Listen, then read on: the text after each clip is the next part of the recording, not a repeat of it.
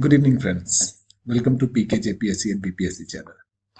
So, in the last class, we were doing uh, introduction of solid waste management, and this is series is meant for assistant public sanitary and waste management. It's a golden opportunity. Please enroll yourself into this post, and please do check my videos. I'm trying to finish whole syllabus slowly and steadily, but I'll try to finish whole syllabus. So in the last class, we gave an introductory, it was an introductory class, and today also we'll do an introductory class. So we were talking about solid waste management. क्या होता है solid waste management? उसमें तीन तरह के solid waste management के बारे में we talked. एक तो municipal solid waste, फिर industrial waste, hazardous waste. Today आज हम लोग करते हैं biomedical waste and e-waste. सो कल के क्लास में what was I have discussed waste क्या होता है, टाइप्स ऑफ सॉलिड वेस्ट क्या है, right, and municipal solid waste के बारे में भी पता है, जान वी हैड डिस्कस्ड. फिर म्यूनिसिपल सॉलिड वेस्ट में क्या क्या चीज इंक्लूड नहीं होता है, that is also important. Categorisation is also important. फिर म्यूनिसिपल सॉलिड वेस्ट में कौन कौन से म्यूनिसिपल सॉलिड वेस्ट है, जैसे paper, plastic, tetra pack, plastic cans, etcetera etcetera. आप please watch my yesterday's video. Okay, फिर डोमेस्टिक वेस्ट कितने दिन का डीजेनरेशन टाइम होता है, ये एक बहुत इंपॉर्टेंट क्वेश्चन है. They could ask this type of question. फिर इंडस्ट्रियल वेस्ट क्या है, right, source of industrial waste क्या है. फिर कंट्रोल कैसे करेंगे इंडस्ट्रियल वेस्ट को, राइट, वी स्टडीड दिस. फिर एग्रीकल्चर वेस्ट सोर्स के बारे में पढ़े, एंड फिर how we manage the agriculture waste, and hazardous waste के बारे में भी also we have seen, and what is the characteristic of hazardous waste and source of hazardous waste and effect of hazardous waste. So आज का lecture जो बहुत छोटा होगा, 5-7 मिनट का ही होगा, बिकॉज 2 वेस्ट बच गया था, biomedical waste. So will finish this biomedical waste, and नाम से ही पता चलता है this is a biomedical waste, right. कहाँ से निकलेगा, तो बहुत जगह से निकल सकता है. एक तो हॉस्पिटल बहुत बड़ा सोर्स है इसका, बायोमेडिकल वेस्ट निकलने का, हॉस्पिटल्स. फिर क्लिनिक्स, राइट, छोटे छोटे क्लिनिक्स होते हैं जहाँ डॉक्टर बैठते हैं, वहां से भी निकलता है. फिर पैथोलॉजिकल लैब से निकलता है. फिर एक्सपेरिमेंटल लैब में भी, ये कॉलेज में भी हो सकता है, यूनिवर्सिटी में होता है. बहुत सारे experimental people do experiment, even biotechnologist do this experimental experiment on different type of disease, etc., blood, etc., etc., right. तो यहाँ से निकलता है बायोमेडिकल वेस्ट. ओके, सो वेस्ट किस किस फॉर्म में हो सकता है. बायोमेडिकल वेस्ट हो सकता है ब्लड के फॉर्म में, मतलब ब्लड, ऑब्वियसली हॉस्पिटल से बहुत सारे ब्लड भी निकलते हैं. फिर डिजीज ऑर्गन, छोटे छोटे डिजीज में भी, डिजीज ऑर्गन में किसी का हाथ कट गया, किसी का पैर कट गया, तो वो सारे भी इसमें आते हैं, बायोमेडिकल वेस्ट में आते हैं. अब the material use during experiments, आप एक्सपेरिमेंट कर रहे हो, जैसे बायोटेक्नोलॉजिस्ट एक्सपेरिमेंट करते हैं, तो बहुत सारे एक्सपेरिमेंट के बाद उसको डिस्कार्ड कर देते हैं, राइट. एक्सपेरिमेंट खत्म हो गया तो वो डिस्कार्ड कर दिए, तो वो भी एक बायोमेडिकल वेस्ट हो गया. और बहुत सारी पॉइजनस गैसेस, जब आप एक्सपेरिमेंट कर रहे हो तो many type of experiment require poisonous gas, तो वो सारे भी बायोमेडिकल वेस्ट में आते हैं. ओके, सो सबसे इंपॉर्टेंट क्वेश्चन राइजेस कि मेडिकल जो हैजार्डियस बायो वेस्ट होता है, इसको हम लोग डिस्पोज कैसे करेंगे. तो देखिए, बहुत सारे डिफरेंट वे है. Will discuss all those thing in detail little later. अभी तो जस्ट इंट्रोडक्टरी क्लास है, so I am discussing that. Incineration, one of the most important way is incineration, मतलब जला दो भाई सबको, बायोमेडिकल वेस्ट को जला दो. और ये इसलिए मोस्ट पॉपुलर है. अगर आप किसी भी हॉस्पिटल, छोटे छोटे हॉस्पिटल में जाएंगे ना, तो वहां पे तो ये एक्सप्लिसिटली किया जाता है, वो छोटा छोटा जो कर्मचारी होता है वो उसको जला देता है, राइट. लेकिन इसका एक डिसएडवांटेज भी है. ऑब्वियसली इजी, ये बहुत आसान है, इजी है, आसानी से आप जला सकते हो. लेकिन समटाइम इन्वेस्टमेंट कॉस्ट थोड़ा ज्यादा होता है. अगर बड़ा हॉस्पिटल है और तो अगर आप खुले में तो जला नहीं सकते, यू कैन नॉट, तो उसके लिए you can not burn in the open. उसके लिए आप एक प्रॉपर चैनल बनाओगे, वहां पे जलेगा, तो उसका समटाइम इन्वेस्टमेंट कॉस्ट थोड़ा ज्यादा आता है.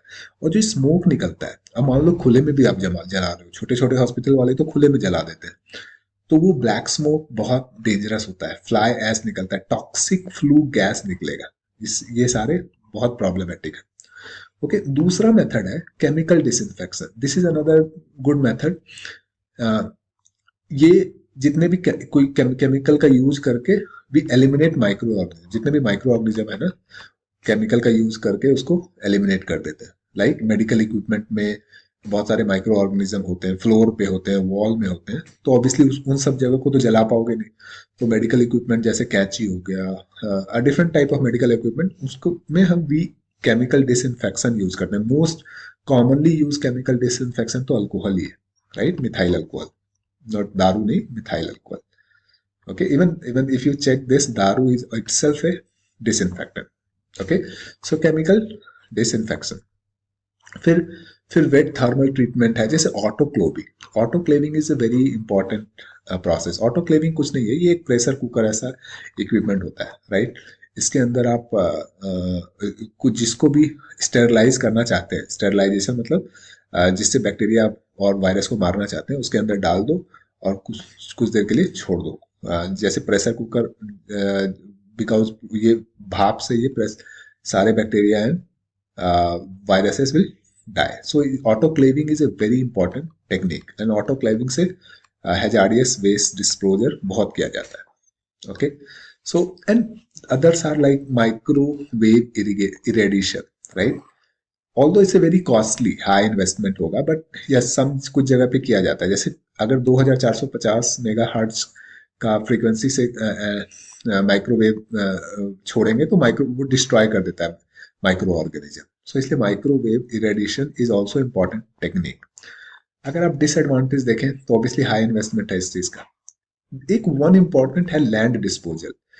सो लैंड डिस्पोजल मतलब ये इसको किसी भी डिस्पोज कर देते हैं कहीं भी लैंड में, मतलब लैंड डिस्पोजल. हालांकि this is not a good way, but people do this. कहीं भी फेंक दिया, एक प्रॉपर जगह बनाया, वहां पे फेंकते जा रहे हैं और वहां लिख देते हैं कि this is A area where we do biomedical waste, so please do not go, or some sort of that type of area. So land disposal, लेकिन again a very bad way of doing it, because land disposal में microorganisms, जितने भी microorganism हैं वो spread होंगे environment.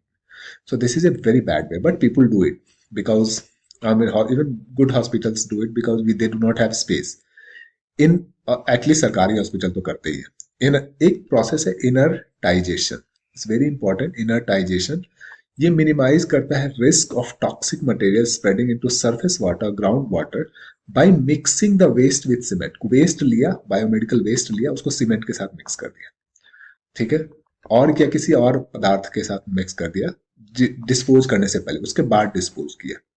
जिससे क्या होगा ना कि रिस्क टॉक्सिक जो मटेरियल होगा बायोमेडिकल वेस्ट का वो कम हो जाएगा और स्प्रेड ग्राउंड वाटर में नहीं जाएगा, सरफेस वाटर में नहीं जाएगा, ग्राउंड वाटर में नहीं जाएगा.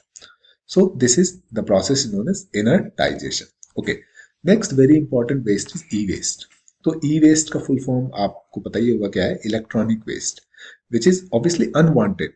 मतलब आजकल इतने मोबाइल आते हैं. आई रिमेम्बर व्हेन 10 साल पहले जो मोबाइल मैं खरीदा था, आज भी मेरे पास वो मोबाइल है. अब इट्स अ वेस्ट. क्यों? अगर देखा जाए तो आज मैं उसका यूज तो करता नहीं हूँ. It's a waste, right? It's a waste. So there are many e-waste we are accumulating nowadays.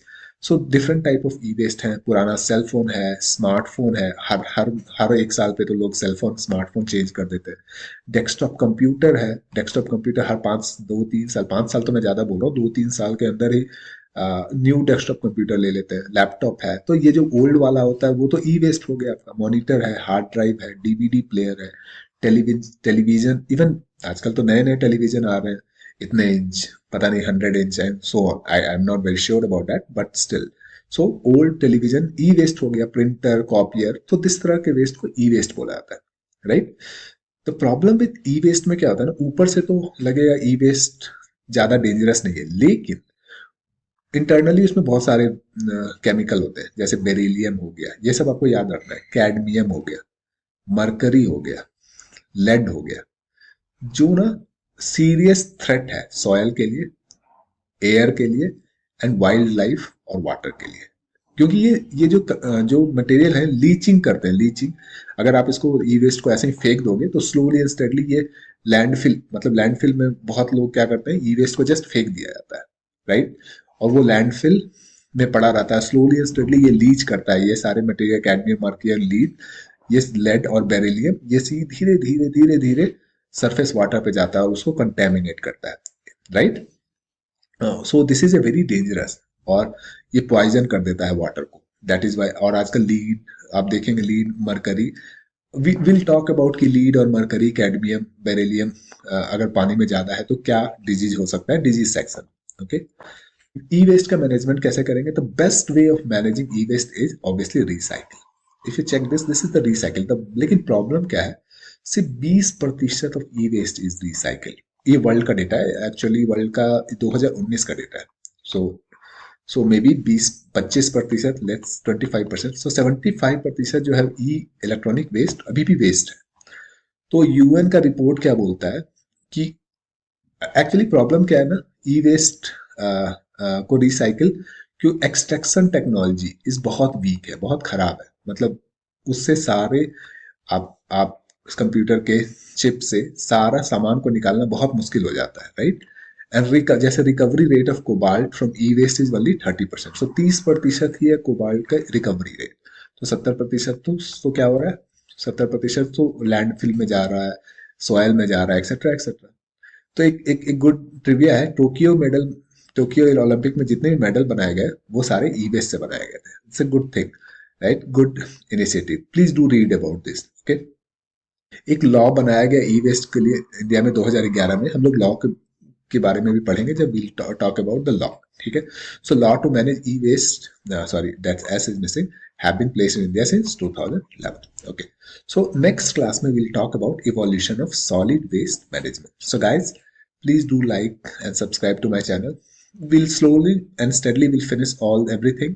I'll also start an objective paper भी मैं बना रहा हूँ, उसको ध्यान में रखते हुए, जिस किस तरह का क्वेश्चन आएगा उसको ध्यान में रखते हुए ऑब्जेक्टिव क्वेश्चन भी बना रहा हूँ मैं। Within 1 month or 2 month I release the question paper.